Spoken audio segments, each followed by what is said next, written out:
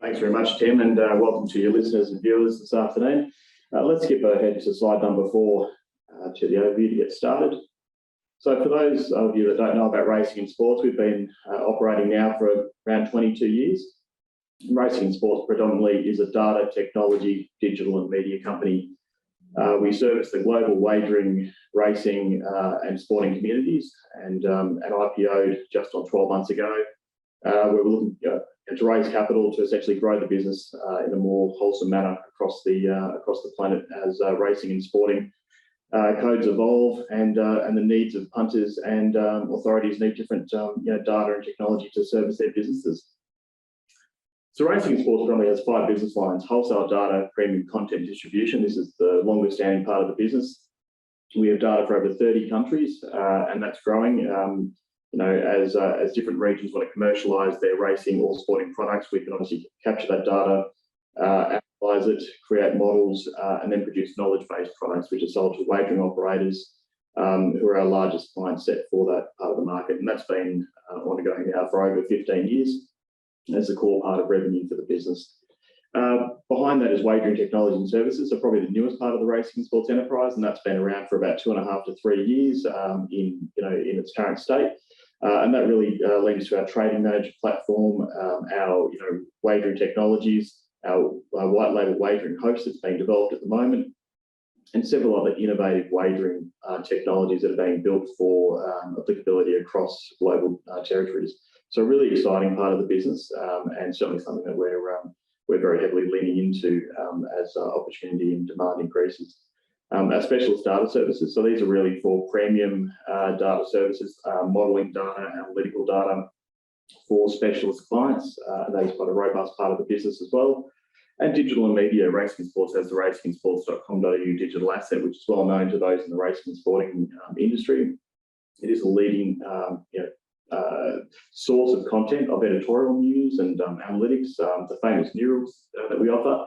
That have found many winners and also, had some very big wins. I think if you remember a few weeks ago or months ago, there was a winner who jagged a $700,000 all up. So he was very ecstatic and praising the neural networks as well. So, and Integrity Consulting, this is using all the racing and sports data, analytics, and telemetry that we get to provide principal racing authorities and wagering operators the ability to monitor integrity within their internal systems and platforms. We're headquartered in Canberra, and we have offices in the UK, Sri Lanka for operations and tech development, and most recently in the US, where we're co-located with one of our partners over there, Sky Racing World. More on that as we go through the slide deck. The core platform that we use is really source raw data, and we have a wide variety of sources that we get data from. We store and normalise that data, we dedupe it, we have a fairly rigorous process to ensure the data is accurate. We process it, we enhance it, we model it, we create our knowledge products, which are then sold to our customers. This is a really important process. A lot of IP has been built up in the business over the past 20 years to create our secret sauce, so to speak. And this is a highly scalable part of the business. Everything is automated. It's all cloud-based, and it has to be that way to get the cost efficiencies and service a global market like we do today. So next slide, please. This shows you the depth of some of the main products in each of the business lines. So the wagering technology and services being the most robust part of the business in terms of growth today. So obviously you can see the depth of products that we're working on and developing there. Wholesale data, premium content distribution, again, the most long-standing part of the business, but really talks about premium form data statistics, automated comment. So if you go to most of the large bookmakers in Australia are using our data form, our enhanced contents as well, comments as well, so such as Ned's, Ladbrokes. For example, if you were to go to their sites and look at the horses running today, you'll see comments there. A lot of that is automatically generated and provided to them. All data driven, of course, so every comment is actually anchored around data points and analytics as well. So a really sophisticated part of the business that allows us to do that at scale. Digital and media is a new part of the business, which it's an established part of the business, but we're leaning into it with new applications, new innovations as well. So most recently at the VRC, during the Melbourne Cup Carnival, we actually ran an AI predictor, which showed an animated virtualised race being run based on the analytics and the modelling that we produced, and it was very well received. And that's the first time that's been seen in market, and certainly something which has generated a lot of interest. So that's pleasing that we're still innovating within the digital and media part of the business, because it is a very good mouthpiece for the company and the industry globally as well. Consulting and integrity, so integrity platform, we've signed up a customer on that platform, which is pleasing for us, as well as producing analytics and reports, and obviously talking to new customers about the integrity platform and the services we can provide there, and the specialist data services. So again, highly curated, analytical, statistics-based, and customised per customer based on what they need as well. So again, a good growth area in the business, and we are a one-stop shop for that sort of information. Next slide, please. So you can see our key customers by business line, and a lot of these customers have been with us for a long time. You can see the depth in the centre box there, which is the wholesale data content and distribution side. So again, that's the nucleus, the core of the business is our data supply business. But obviously that drives everything else around it as well. So you can see the digital media, the wagering technology and services. There is a lot of crossover, going to the cross-selling opportunities, again, across all of those different business lines for our clients. And obviously that list is growing, as we continue to grow and expand internationally. Next slide. This slide shows you some of the customers by our tenure. So obviously, going back in time to when the business was created in the year 2000, and you can see the growth of customers, particularly in the last 5 years, as we've moved into 2022 and beyond. There's been a real ramp up over that time as the internet wagering boom, I guess, started around the 2013 timeframe onwards. And we continue to see that trajectory. People know the racing sports brand globally. They know us for what we do in terms of our data, our analytics, and our wagering technology, and we have a go-to for those premium services. Next slide. In terms of business operations, so the public offering in 2021, and that was in November. And obviously since then, it's been a massive time for the business adjusting to the change. Pleasingly, we've grown with new headcount to help drive the business, and that's from all parts of the business, around our administration, our sales, our BD, our technology, and allowed us to really hit the ground running to work on those innovative products for those global markets. We've grown the underlying business, and pleasingly, we've leveraged the foundations that were built prior to IPO to continue the momentum post IPO as well. So a really pleasing time for us to grow the business, particularly what's been a massive year for us as a company as well. So I think we've managed the process really sensibly and continued growth opportunities, obviously in the future, using our partnerships, which are in the UK, the US, here in Australia as well. We have a strong pipeline of activities which we've been building with the sales team both here and in the UK, looking after the Northern Hemisphere market. We're looking at continued deep penetration across our existing client set, so cross-selling opportunities, upselling opportunities, new innovations, new efficiencies as well, which is something that's a really hot topic in the racing and wagering industry at the moment. Is that everyone is looking for efficiencies and how to attract customers, retain customers, increase the customer experience, but also while reducing their costs and overheads as well. So racing sports is perfectly positioned to play a part in that part of the ecosystem and the value chain for racing and the wagering industries on a global basis. So next slide. So in terms of our priorities, I guess, or our focus areas for the coming time ahead in the FY23 year, we're really looking at enhancing the sports database. So this is applying the same level of intelligence and sophistication we've done for racing, but to sports. And we've made really good headway in that part of the business to date, where we've acquiring sports data, raw data, and fusing that into a database, normalising it, deduping it, making sure it's as reliable and accurate as we can possibly get it. Before we do our modelling, using our data science techniques, the artificial intelligence across that data as well to make sure it's as good as it can be, and then obviously producing those knowledge products for wagering operators. Now, the slight difference on those products are that it's going to be much more of a visual product, much more of an enhanced experience. So there'll be, and that technology will also be applied across the racing products as well. So really exciting in terms of the data and knowledge products that we're selling to our B2B customers, because they are about to have a big uptick in terms of what we provide to the market, not just here, but internationally as well. And that includes translated products into different languages, which is all, again, automated through various techniques and IP we've developed to make sure that that product is obviously best in class, best in market. We've expanded our international reach as well, so partnering with XBNet in the US, who are the major rights holder of the US racetracks exporting outside of the US. They hold about 70 or over 70% of rights for racetracks in the US, and we're their exclusive provider of those rights and products and odds into the Australian market. So we're covering the majority of US racing as it stands today on an export basis.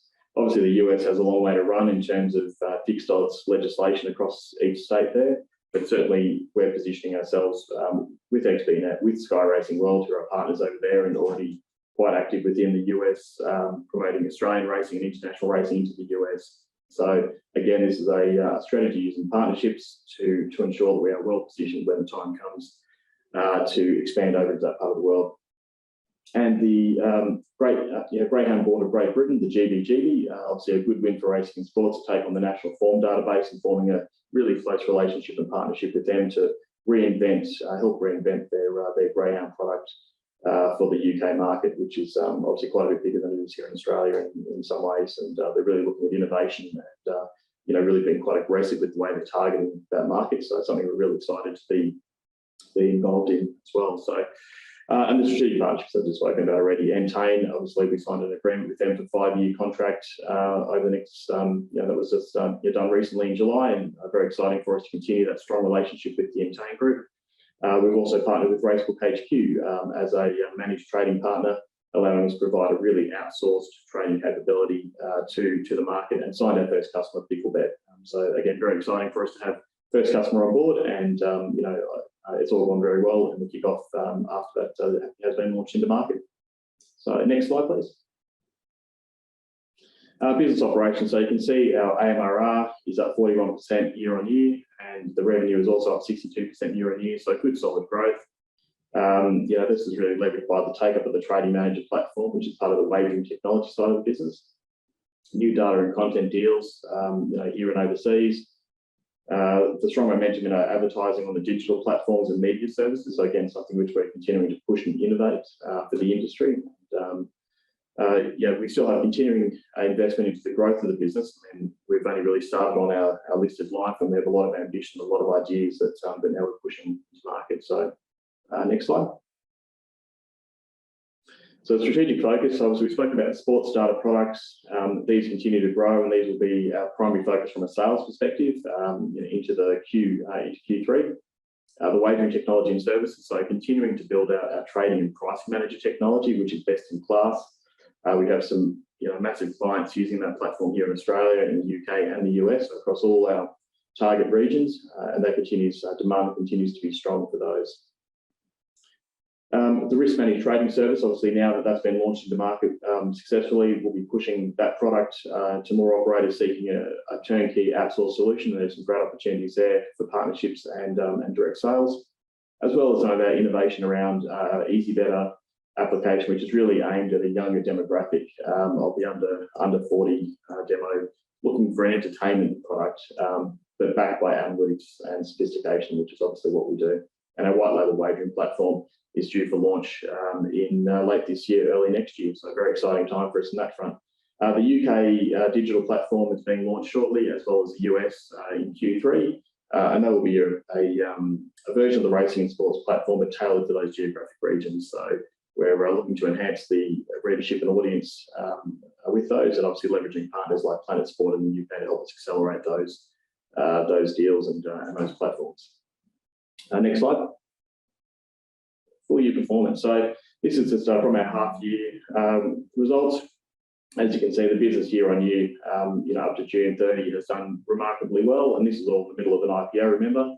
So we're really proud of the activity that we've seen, and the awareness of the business, which has also taken a massive leap since becoming a listed entity. Obviously, the underlying EBITDA dropped in line with obviously increased spending on resources and consultancy during that period. But again, not an unexpected result, and something which obviously is in line with what you'd expect. Next slide. And this just shows you different revenue accrued from the different business lines. So wholesale data and content, you can see year-on-year growth. That part of the business has been quite significant, especially data services remained static. Wage and technology and services, though, pleasingly a 221% increase year-on-year, and digital media a modest increase, but something we're seeing a trend continue across all parts of the business. And a revenue by jurisdiction, this is probably the most telling slide, is that 21, we had 59% revenue originating from Australia. In 22, it was only 46, which means our share of market overseas is growing, which is obviously where we see the biggest part of our growth. And that's a really pleasing statistic for us. So next slide. That brings us to a close. Thanks, Stephen. Not much time left, but time for a couple of quick questions. And there are some questions online, if you don't mind answering those when I've finished. Is it a subscription model? So if you deal with someone like Ladbrokes, you're charging them based on users, or how does the model work with the betting groups? Look, it varies between a straight subscription service fee. So for our B2B data, so this is for our enterprise and non-enterprise customers taking our data services. There are some percentage of turnover deals as well that we're moving towards. So, I mean, we believe our data and content and analytics are best in class, best in breed, and we're happy to back ourselves by having a percentage of turnover, because we believe we will increase our operators, our customers' turnover based on the quality of the analytics, the quality of the data, and help them with their customer retention, which is what it's all about for operators. They want to have a premium product to give to their customers, so they have no excuse to go anywhere else. And is BetMakers a fair comparison as a competitor? Look, they compete with us in some parts of the business, but racing and sports is a very diverse business. So, they are probably a natural comp in some areas of the business, but certainly they're very fixed on their, US fixed odds play, their tote products. So again, we see racing and sports as a much broader entity. We've obviously been around for a lot longer as well. We've been around for 22 odd years. And, we have a slightly different DNA to the BetMakers group, but they've done, extremely well in educating the market to what a business like racing and sports does. So pleasingly, there's been a good education in the market on that already. And just quickly, the US market, where's the opportunity there? I mean, it seems like it's opening up state by state. I assume it's expensive to get into the States and acquire, partnerships. It is. Look, we've fortunately already acquired those partnerships, and we've had Sky Racing World, for example, for over a decade, of ours, and they're a fully owned subsidiary of Tabcorp. It should be noted. But the US market with XBNet, I mean, they're a very big player. The Stronic Group, which we're doing a lot of work with, they're a great group, and I think the cost for wagering operators heading into that market is extremely high. You'll see the numbers are staggering about the promotional spend from some of the big players, Flutter Group and MGM and those guys. So it costs a lot to acquire customers. What they need to do is keep them sticky, keep them loyal to their brands. They do that through better quality of data analytics innovation. Hence our deal we've just signed with TVG over there in the US market, and that's exactly what they see. Is they need to have the quality of analytics to entice the young punter. Because you think about the US market, it's all sports-led. They've grown up on a diet of hardcore sports, NFL and NBA and all those sorts of things. Racing is really not the same there as it is here or in the UK even. So it's a matter of educating the market and providing them products that the US market can understand, which we're specialists at. Everything we produce is tailored for that market. So I think you'll see that over time the market will mature, but it'll take time for fixed odds to become a permanent fixture over there. And the pari-mutuel markets are quite robust. So we're happy to play with any operator who needs that additional content, quality of product to achieve market share. Thanks, Stephen. That's all we have time for. I reckon it's a fascinating story. We'll follow with interest. Have a nice weekend. Thanks very much. Pleasure.